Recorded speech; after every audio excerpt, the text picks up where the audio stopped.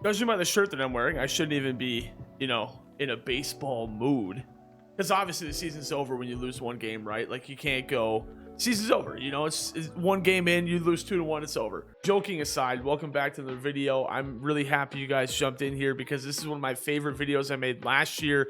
I'm excited to once again make it this year, offer a couple different tweaks on my points that I made prior. But today we're going to be talking about how to set the best ranked seasons and battle royale lineups and pitching staffs going into each one of your games, putting yourselves in the best position to win as many games as possible. Before we get into this though, I'd appreciate if you guys hit the sub button. We're getting close to 4,200 subs. Blaze it. On all honesty, man, just trying to improve every day. So if you guys like the channel, I would hope that you sub. And if you like the video, I would hope that you like the video. And I'll have a couple of comment cues to you guys later in the video because I'd like to hear you guys' feedback. But let's get into ranked seasons first of all. So obviously with me being like a content creator, my lineup is changing a ton, but if I had to put like my best lineup out right now that I have currently, this is basically what I have. Now, is it the best lineup out there? Absolutely not. But I'm a full-time teacher and also a full-time streamer, and there's only so many hours in the day. I am not Moon Knight.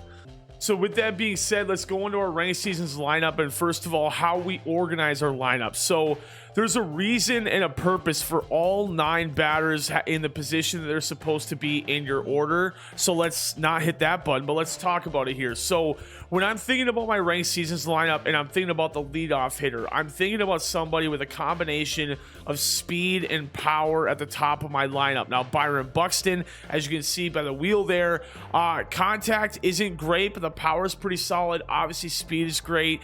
A really great leadoff guy. He gets on base via a walk or a base hit, 99 speed. He gets a hold of something, he might start you off with a home run.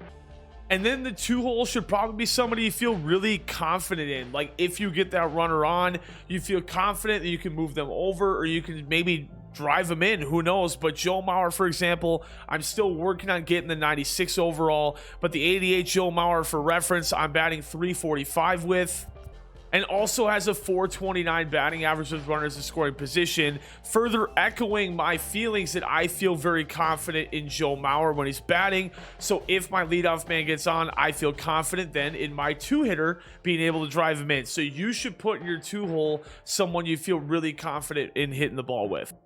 Now, should that fail, your number 3 hitter should be someone that can really clean up the mess. Now, you might be thinking the cleanup hitter is the clean up the mess guy, and Spencer Torkelson for me. I'll talk about him in a second. But the reason why I'm so high on having your cleanup hitter be in the 3-hole is one, they're going to get one more at bat theoretically than a cleanup hitter is going to get. There'll be one further spot up in the order, so maybe they get that last at bat. And it's a really crucial part of the game. So with that in mind, I want really my most well-rounded hitter. And when I mean well-rounded, I mean contact, power, and being a switch hitter. I think being a switch hitter is a very valuable asset to have because not all of us are top competitive players, and you need to have somebody in that 3-hole you can trust. So Josh Bell's that guy for me, for example.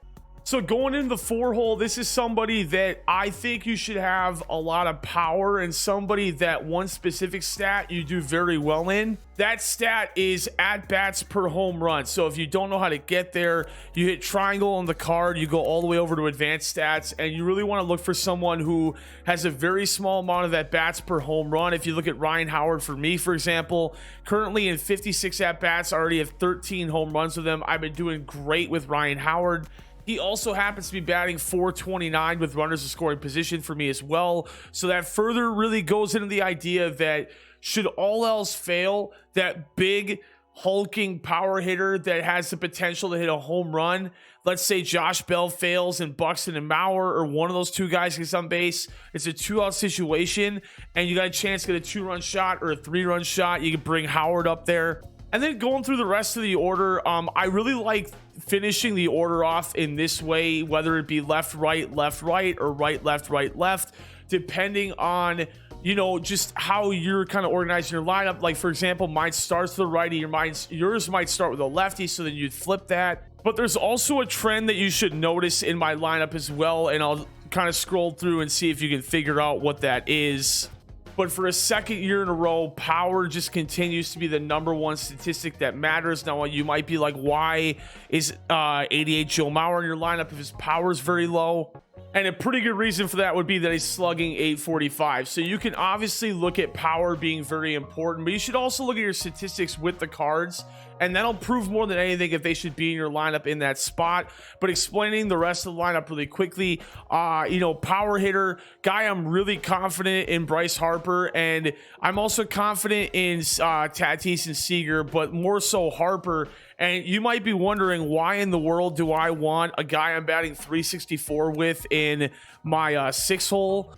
This is really because you have to have some confidence in different parts of your order. The last thing that you want to do is stash all your like 100, 200 hitters at the bottom without somebody there to potentially pick the weight up. Like, for example, for some reason, Seager and I aren't seeing eye to eye so far. Tatis and I aren't seeing eye to eye so far. But I know that should any assortment of these guys get on and then they have people on base, that I can turn to Bryce Harper and rely on him. And one last facet of the starting lineup before we move on to the bench, and talking about Bryce Harper, talking about live series cards in general, you need to be looking if you have any fringe guys in your lineup. Like, let's say you have a clear-cut shortstop, go to that guy. If you have any borderline decisions, you need to be looking at live series upgrades every single day, because you might even have gold cards that are playing up above diamonds because of their inside edge. And if you saw the video 2 videos ago, I'll make that link in the description below. It's a really good video. Every video I put out is great. I hope you watch all of them.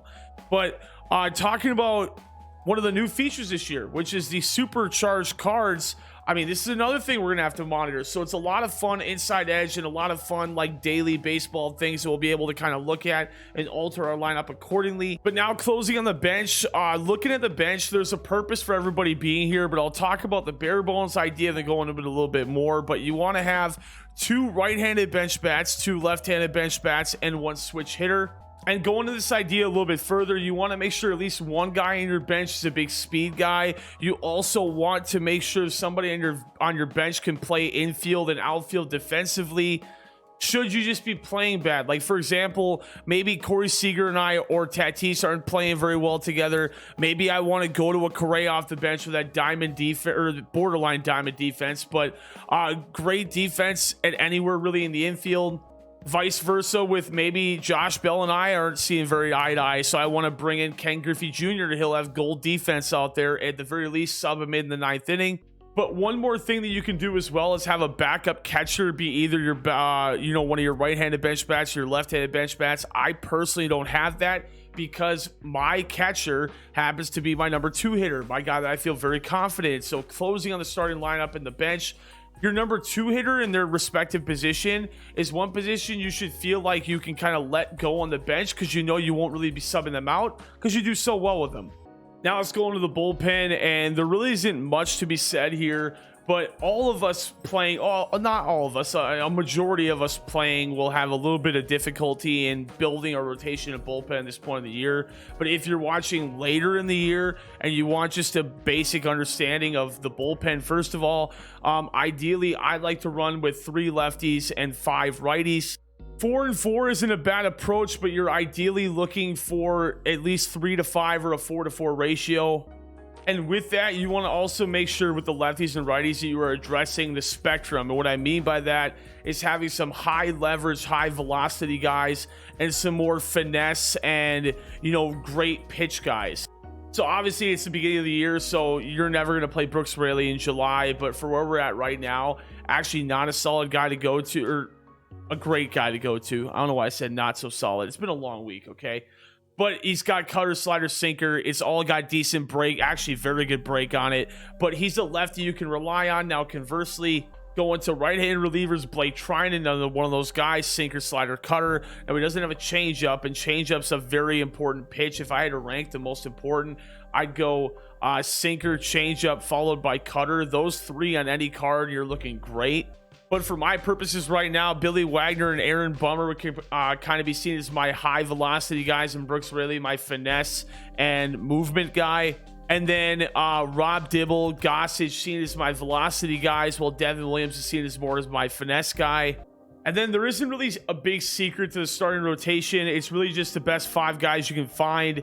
The one thing that I will say is that you do want to, understandably think about the meta as time goes on. Now, when I'm recording this is April 8th.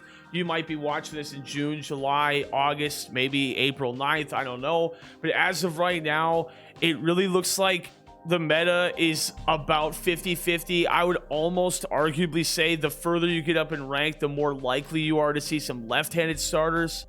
But right now, it's usually a lot of right-handed starters right now, so you're going to be using a lot of them in your rotation. But that comment was also more so directed towards your batting order and thinking about stacking lefties or righties depending on what the meta is presenting. But that's ranked seasons. But let's now go into making your lineup for BR, and it's a little bit different than ranked seasons is. So let's talk about why that is right now, and let's assume a couple things. So I'm not going to go in and just redraft a different BR thing because we can talk about it in ranked seasons, but let's talk about 1 through 9. First of all, I love having your number 4 hitter be a switch hitter if you get one in BR. This is when they have to, they can switch out a reliever. So, the 3 batter minimum, starter, reliever comes in, they face 1, 2, 3. Now you have maybe, let's say I love Joe Mauer and I got 96 Joe Mauer in BR, right? And I want to have him bat in the 4 hole. The issue with that is that now someone can bring in a lefty to combat that, and a large majority of the population playing the game is worse lefty than they are lefty righty, for example.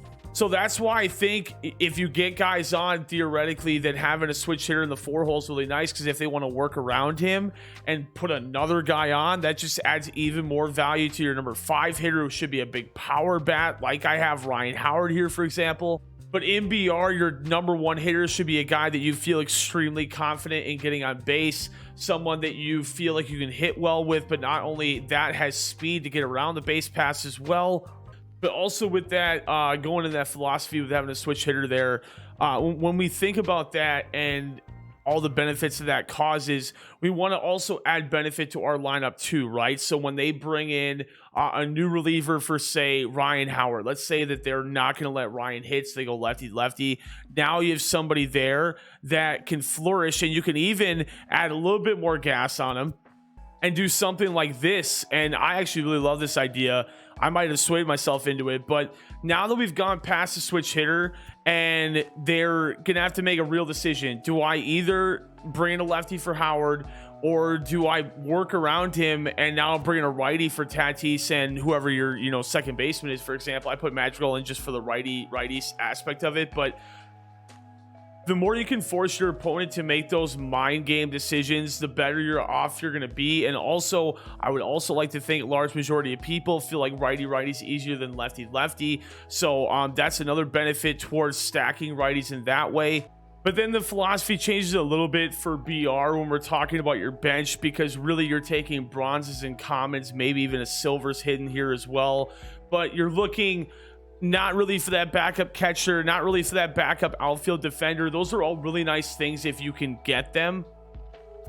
But what we're looking for is that you have 2 lefty bench bats, 2 righty bench bats, and a switch hitter. And preferably that switch hitter is a guy with speed. But like I mentioned, if you can find somebody that's a left-handed batter that has great defense, obviously that's a plus. But when we're thinking about BR, the most important thing in Battle Royale is offense, way more so than ranked seasons. So you want to make sure you've given yourself as many opportunities as possible to score runs.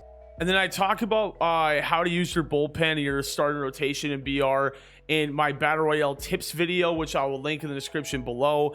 But essentially, it's kind of the same philosophy in regards to stacking your lineup with 3 lefties and 5 righties, or 4 and 4. But how you use them is a little bit different. And again, I'm going to save that for the video link in description below. But that wraps up my video on how to set up your lineups in your pitching rotation, your bullpen in ranked seasons and Battle Royale. If you guys have any questions, I would love to hear them. But as always, thank you for watching the video, and I will catch you guys in the next one.